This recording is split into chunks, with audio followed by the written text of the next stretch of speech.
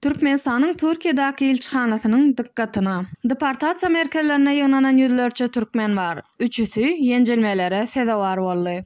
Daşary ýurtdaky Adalat Demokratik Hereketi ýaşlar hereketinden alynan maglumata görä, şu günler 3 sany türkmen migrantyna garşy fiziki zorluk ulanyldy. Hasgiň işleýän maglumaty 1 fevrallaky TikTok Alişer 86 kanalyna el ýeterlidir. Bu migrantlar ozal möhlete geçen resmi namalar sebäpli tutsak edilipdi. Soňra migrantlar ol ýerden gaçmagy başardylar. Ýöne gaçanlar 31 ýanwarda Türk polisiýasy tarapyndan tutuldy we ýene-de deportasiýa merkezine getirildi. Olaryň aýtmagyna görä gaçmagyň sebäbi tutsaklykda saklanma şertleriniň kyn ýagdaýda bolmagydyr. Mysal üçin, tutsaklar saklanýan otoglaryň meýdany 3-3 ýene 4 metr bolup, her otogda 15 adam ýerleşdirilmegi we berilýän iýmitiniň hil taýdan yaramaz bolmagydyr. Antalyada ýerleşen 5-6 atly deportasiýa merkezi hakynda başga bir çeşmäniň aýtmagyna görä, deportasiýa merkezlerine tutsaklykda oturanlara gowluk arzu edýänini habar berdi.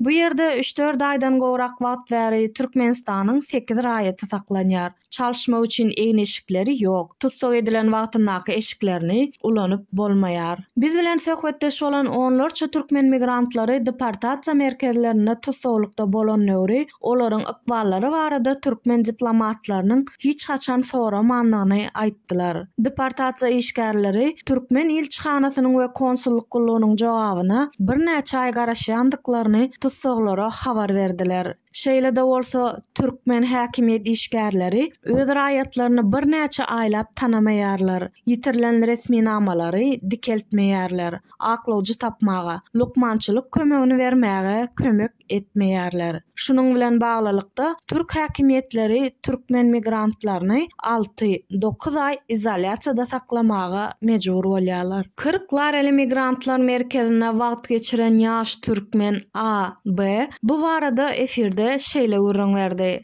Ähli daşary ýurtly migrantlara konsulluklarynyň aklawjylary geldi. Ýöne türkmen diplomatlary hiç ýerimize gelmedi. Men ol ýerde 6 aýdan gowrap wagt boldum. Türkiýanyň deportasiýa merkezlerine bolan türkmen raýatlary ozal Ankara we Istanbuldaky konsulluklaryna köne pasportlaryny çalışmak ýa-da möhleti geçen resmi namalary täzelemek üçin ýüz tutdular. Ýöne ýeňip bolmajak päsgelçilikler bilen ýüzbe-ýüz boldular. Ýagny käbir ýagdaýlarda konsulluk işgärleri öz watandaşlarynyň haýyşyny äsgermezlik etdiler. Käbirlerine bu prosesi uzak wagtlap çekdiler. Käbirlerine esassyz ýüze gürdiler. Şeýlelik bilen 2021-nji ýylyň güýdünde Türkmenistanyň Istanbuldaky konsullugyna pasportynyň uzaldylmagy üçin ýüz tutan Ediz Mamedow häli häzirçenli resmi namasyny almady. Mundan başga-da türkmen rejiminiň adyndan konsullukdaky adamlar oňa haýwat atyp başladylar. Sebäbi konsullugyň ýalňyşlygy sebäpli resmi namanyň ýitirilmegi bilen Ediz Mamedow türkmen resmiýetleriniň hereketlerini açaçan tankytlap başlady.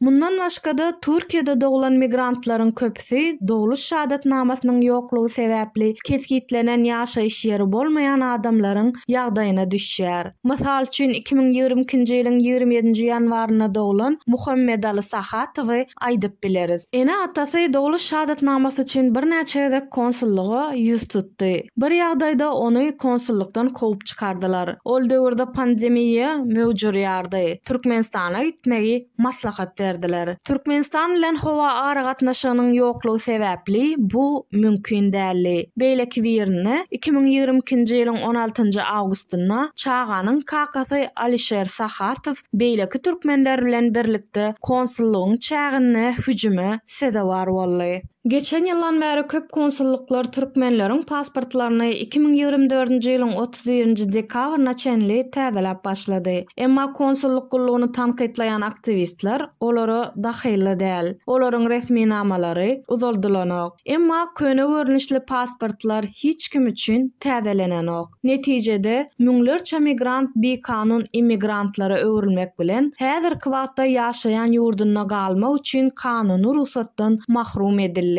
Şol sebäpli işlerini, ýaşaýyş jaýlaryny itirýärler. Çağalary mektebe gatnap bilmeýärler. Köpsi saglyk hyzmatlaryndan we syýahat azatlygynyň mahrumdyr.